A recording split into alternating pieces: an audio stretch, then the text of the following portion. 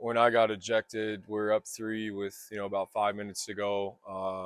Our team program could have easily folded. And they kept swinging, they kept fighting. We had every chance to win. Coach Lewis stepped up and coached really well the last 6 minutes, and he's been great for us. Works all our players out, player development, helps with scheming, scouts.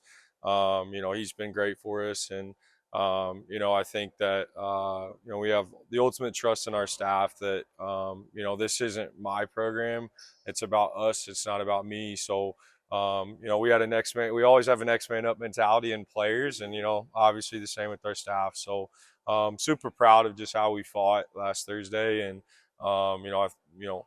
although it was a loss, I do think we carry some momentum into this week just from just how we played, and we played an extremely high level game, and we're ready to go for tomorrow, and we're gonna have to be because Texas Women's is a really good program.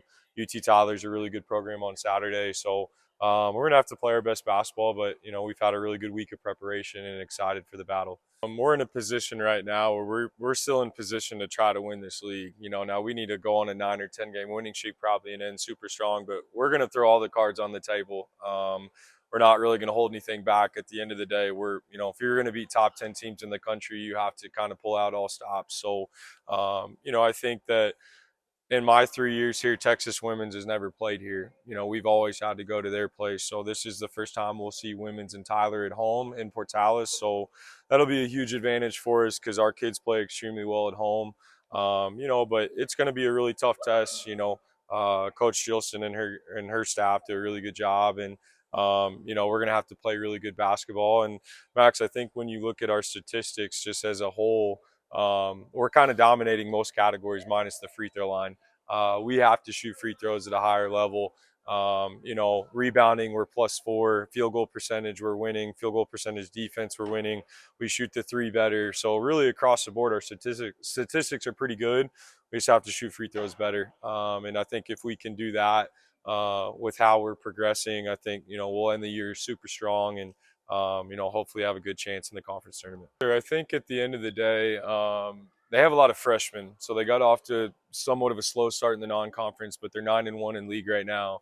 The thing they're best at is controlling pace. They play super slow. They grind out possessions. They're holding teams at about 48 points a game.